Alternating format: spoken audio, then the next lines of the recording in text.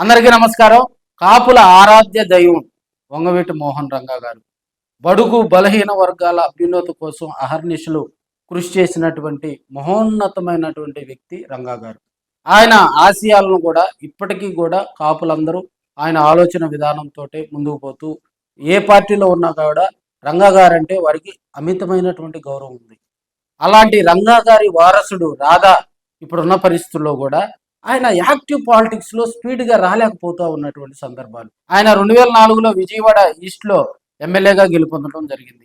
అప్పటి నుంచి కూడా ఇప్పటి వరకు 2024 వరకు కూడా అధికారానికి దూరంగా రాజకీయ జీవితం కొనసాగిందని కూడా తెలియజేసుకోవచ్చు. అప్పటి నుంచి జరిగినటువంటి విపత్కర పరిస్థితులు కూడా ఆయన ఆ విధంగా ప్రేరేపించాయని కూడా తెలియజేసుకోవచ్చు.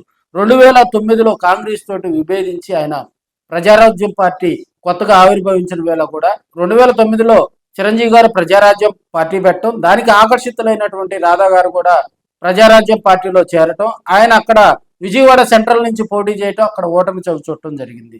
సో మళ్ళీ ప్రజారాజ్యం పార్టీ కాంగ్రెస్ లో విలీనం అయిన వేళ కూడా ఆయన అప్పటి దివంగత వైఎస్ఆర్ కు మొహం చూపించలేని పరిస్థితి అయితే అప్పట్లో నెలకొని ఉంది. జగన్మోహన్ రెడ్డి గారు పార్టీ పెట్టడం, ఆ పార్టీలోకి మళ్ళీ రాధా వెళ్లేందుకు కూడా సముఖత వ్యక్తం చూడటంతో జగన్మోహన్ రెడ్డి గారు కూడా రాధాను 2014 ఎన్నికల్లో కూడా ఆయన విజయవాడ ఈస్ట్ నుంచి పోటీ చేయించడం జరిగింది. అప్పట్లో ఆయన ఓటమి పాలవటం కూడా కొంత ఆయన రాజకీయంగా కూడా కొంత ముందుకు పోలేని పరిస్థితి.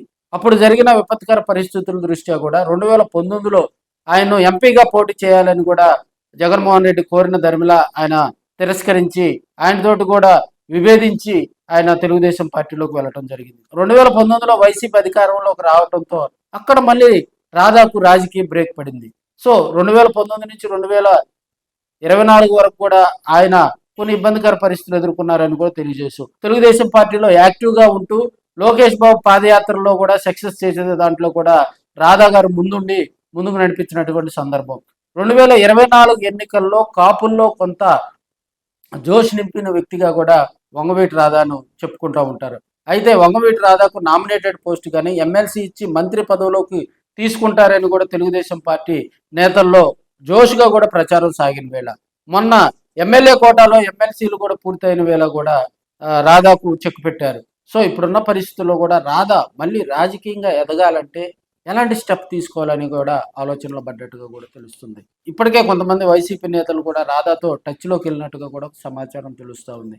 మరి జగన్మోహన్ రెడ్డి చెంతకు మళ్ళీ రాధా చేరతారా, లేకపోతే ఇప్పుడున్న పరిస్థితుల్లో కూడా తెలుగుదేశం పార్టీలోనే ఆయన ముందుకు పోతారా అనేది కూడా మరికొన్ని రోజుల్లోనే సస్పెన్స్కు తెరపడనుందని కూడా మనం తెలియజేసుకోవచ్చు.